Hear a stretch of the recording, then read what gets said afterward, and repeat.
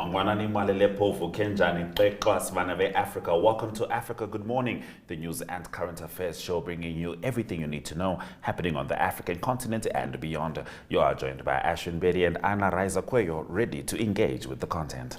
Here are the top stories this Monday morning. UN mission in DR Congo entering final phase, says Guterres.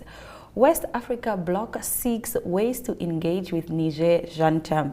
Expect internet disruptions in SA as 2 undersea cables snapped on the same day. You can follow all our programs on our website, which is called oneupto.com, DSTV 285 or GoTV 25 in Namibia. Later on the show, we have Ari Hochad, who brings us the news making headlines in the world of sports. We'll be right back with our top stories.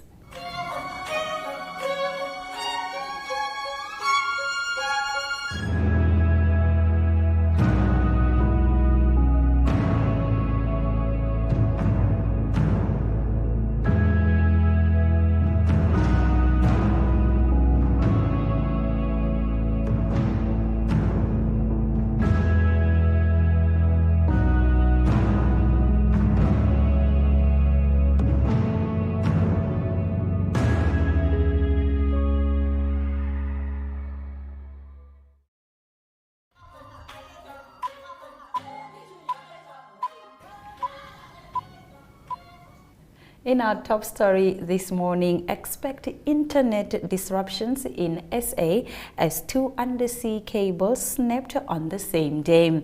2 undersea communication cables that are critical for network operators in South Africa snapped on the same day, which has resulted in disruptions to the internet. Some websites might load slowly and others not at all. The West African Cable System and the South African Atlantic Telecommunication Cable number 3 both broke on the 6th of August in the Congo Kenyan, reportedly due to a rockfall in the Kenyan. OpenServe confirmed that the break in the cable occurred and said that the consortium of partners is working to restore these cables. While invisible and unknown to most, the network of the fiber optic cables under the water is crucial in enabling the global internet and allowing for all high-speed transfer of high volumes of telecommunication signals across the world.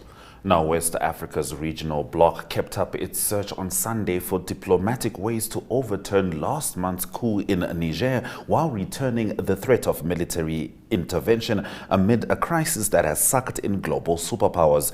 The Economic Community of West African States said on Saturday that it aimed to send a parliamentary committee to meet the coup leaders who have imprisoned Niger's President Mohamed Bazoum and dissolved the elected government in the 7th coup in West and Central Africa in 3 years.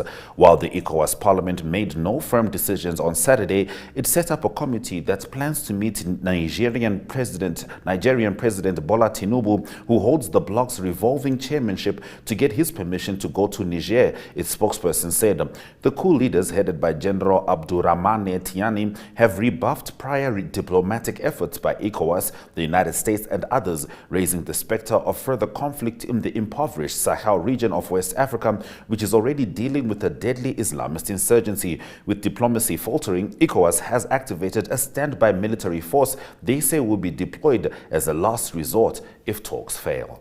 In our next story, World Bank loans were tempting the corrupt.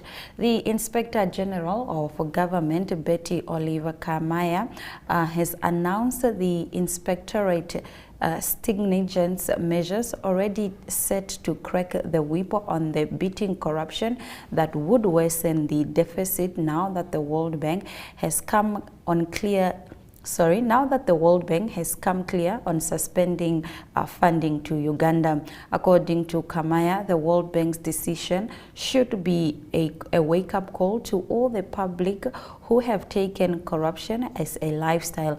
While Uganda loses 10 trillion shillings to corruption annually, the Inspectorate of Government has pledged more stringent measures to fight corruption that would worsen the financial abyss that will be created by the World Bank's decision of stopping funding to the government of Uganda.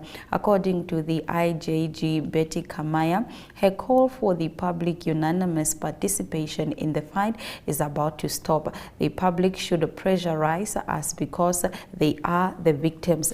Government work under pressure from people. It is people who put government all over the world under pressure. Leaders on this side, even opposition somewhere, get insulated from corruption. So when you are not feeling the heat, you will not do much about corruption, she said. In this, Kamaya regards the World Bank's decision as a wake-up call to the public and implores them to desist from misinterpreting her when she holds them accountable, but rather to lead the way against corruption. Now, UN Secretary General Antonio Guterres has said the body's mission in the Democratic Republic of Congo is entering its final phase, but warned the situation in conflict-hit country has deteriorated sharply. In a report addressed to the UN Security Council, Guterres delivered a stark assessment of the turmoil in the DRC and set out a plan for the accelerated and responsible withdrawal of the UN's MONUSCO mission after almost 25 years in the country. The 15-page document published on Thursday pointed to heightened regional tensions and a worsening humanitarian situation over the last year, with hundreds of thousands of civilians being forcibly displaced. Sexual violence against children more than doubled from 2021 to 2022, the report added. It said that in the eastern provinces of North Kivu and Ituri, the two areas worst affected by the violence, 28 and 39% of the population are displaced respectively, around 4 million people. At the heart of these conflicts is the resurgence of the M23 rebel group, which has seized large swaths of territory, it said. The comeback preacher who wants to be Zimbabwe's president. With all the drama of the Pentecostal preacher that he is, Zimbabwe's main opposition leader Nelson Chamisa can work for a crowd. He will now put that charisma to test in the general election on the 23rd of August, when he will once again face President Emerson Mnangagwa after losing to him in a disputed poll in 2018. Chamisa will run for presidency under the banner of the Citizen Coalition for Change, the party he formed last year after he was thrown out of what used to be the main opposition party, the Movement for Democratic Change. It came after a vicious power struggle broke out in the party following the death of its founder leader Morgan Tsvangirai. Chamisa was accused by his MDC rivals of staging a coup to wrest control of the party, and as the battle became increasingly vicious, he was evicted from the party's headquarters and lost a court battle where his claim to leadership of the party was challenged. It marked a low point for Chamisa, but he made a comeback with the formation of the CCC. Yes, very interestingly, though, Chamisa always had the majority of the opposition with him, and he may speak like a preacher, but he is a very qualified advocate, actually, who has been in the public enterprise, public government work for over a decade. Stay with Africa Good Morning as we bring you business news from sub-Saharan Africa after the break.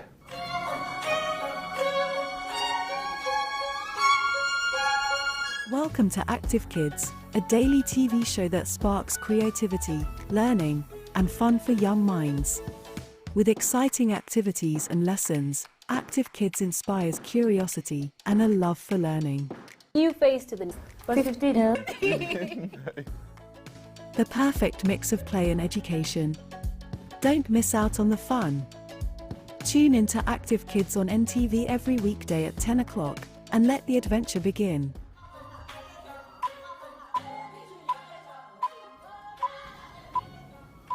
Now, from falling mining output in South Africa to World Bank's decision to suspend funding in Uganda, Alice Rizzo brings you 5 business stories making headlines in sub-Saharan Africa.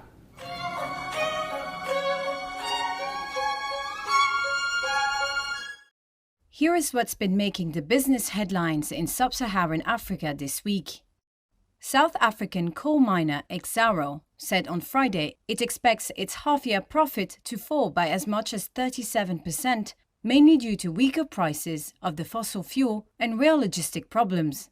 Thermal coal prices have retreated from the 2022 peaks when surging demand from Europe fired up coal miners' earnings after a ban was imposed on Russian coal over Moscow's invasion of Ukraine. Uganda's President Yoweri Museveni denounced the World Bank's decision to suspend new funding in response to a harsh anti-LGBTQ law and vowed to find alternative sources of credit. The World Bank said on Tuesday that the law, which imposes the death penalty for certain same-sex acts, contradicted its values and that it would pause new funding until it could test measures to prevent discrimination in projects it finances. South Africa's mining output has fallen further below pre-pandemic levels due to the persistent electricity outages and rail disruptions, industry data showed on Monday, threatening dividend payouts to investors. South Africa is the world's largest producer of platinum and chrome and a leading producer of gold and diamonds. But the industry has been shrinking for years as ore grades decline and output was disrupted in 2020. Malawi's sales of tobacco increased to roughly $282 million in the latest season, up from $182 million a year earlier, its industry regulators said. Dwindling tobacco revenues in recent years have contributed to acute dollar shortages that have resulted in a lack of imported fuel, fertilizer and medicines in the donor-dependent southern African country. Malawi has turned to the International Monetary Fund for financial support and launched debt restructuring talks with creditors. And finally, above-average rain in most of Ivory Coast's main cocoa growing regions last week helped the October to March main crop to strengthen, farmers said, adding there were plenty of pods on trees. The world's top cocoa producer is in its rainy season, which runs officially from April to mid-November. Farmers said the harvest of the main crop would start slowly in September and gradually increase in October before ending in January. However, they added that abundant rains in September could trigger cocoa disease.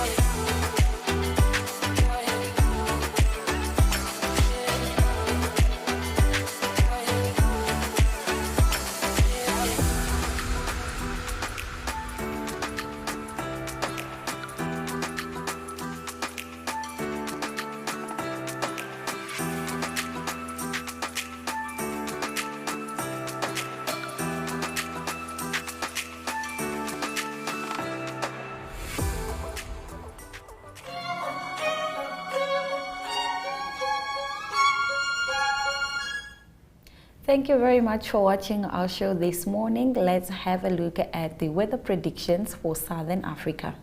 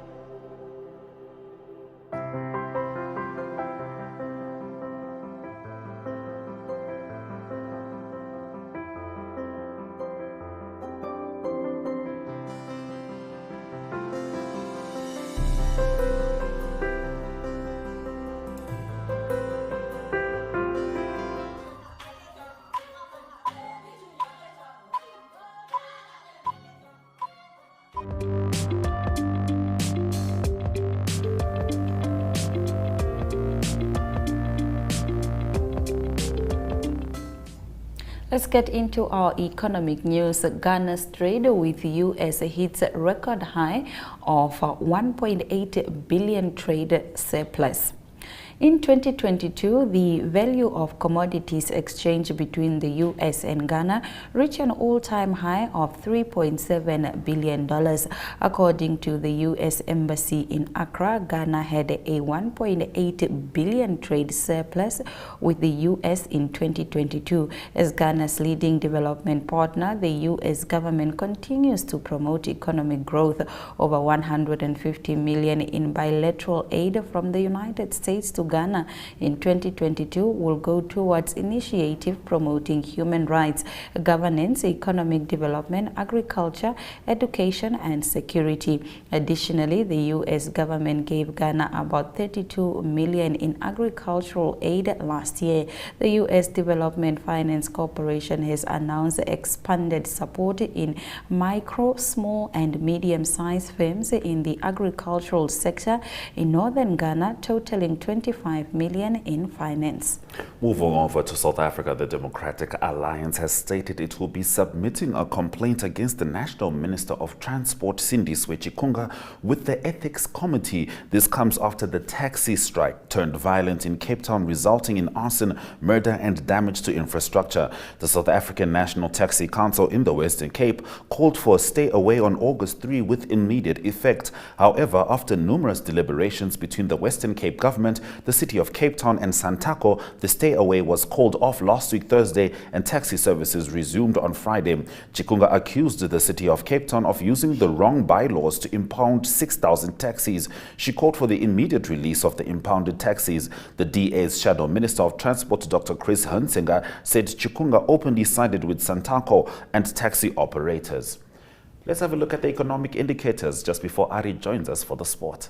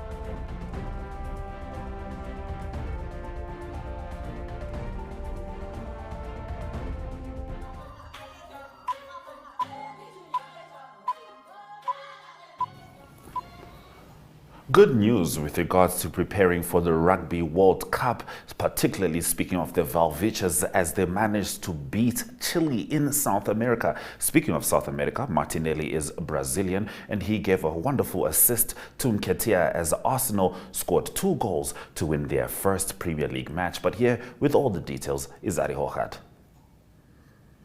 Yes, very good morning, Ashwin. Yes, rugby and football, lots to talk about. And it's the English Premier League that started that you mentioned there as well. Firstly, just a good win for Namibia. That was a friendly, but it's an official test.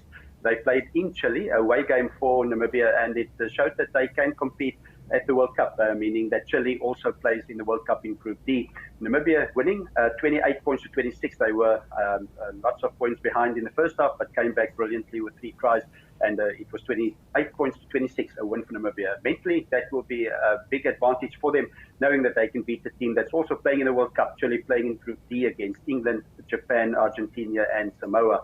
So Namibia winning that one, good preparation for them going into the World Cup that starts on the 8th of September. Moving on to the football that you mentioned, Ashwin, and it was again Manchester City that just reminded everyone that they've won the last 5 out of 6 titles, and winning away their first game of the season at Burnley by 3-0. But lots of other teams showed that they will be strong contenders early on. Arsenal, again, they beat the Nottingham Forest by 2-1.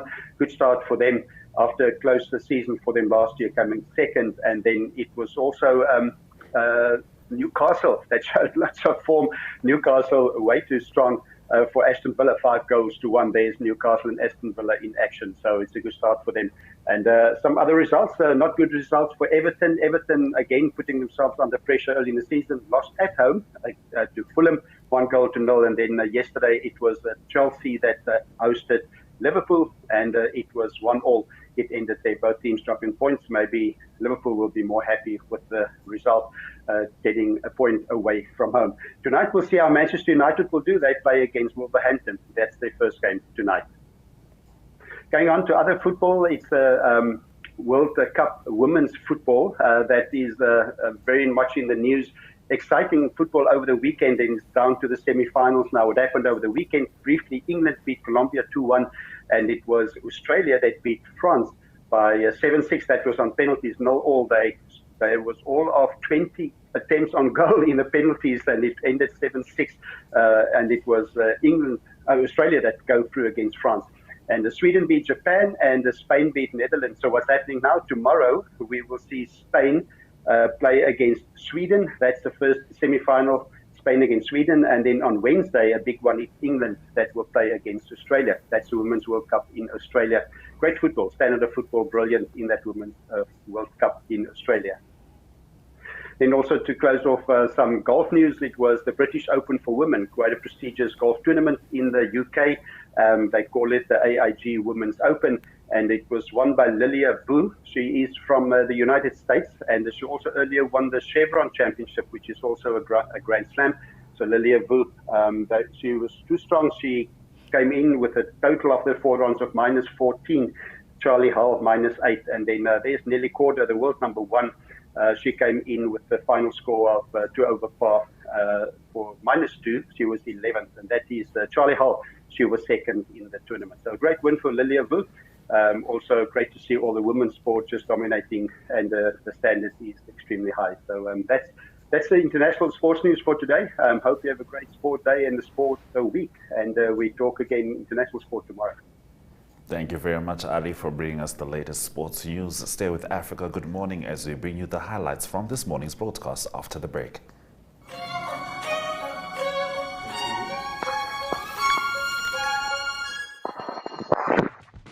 Welcome to My.NA Cars, your ultimate destination for everything automotive.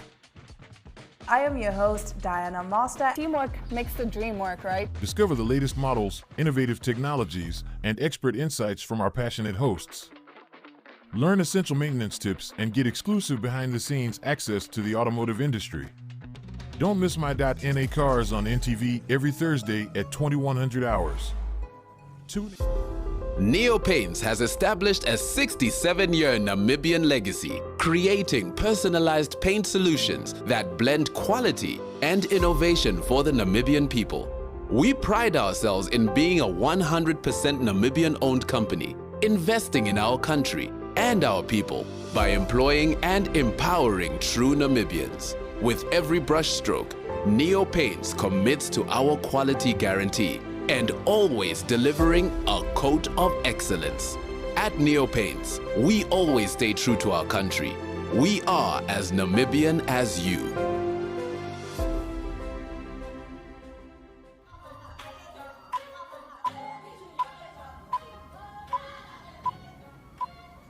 Let's get into the highlights from this morning's broadcast. Expect internet disruptions in South Africa as 2 undersea cables snapped on the same day. West Africa bloc seeks ways to engage with Niger junta. World Bank loans were tempting the corrupt in Uganda.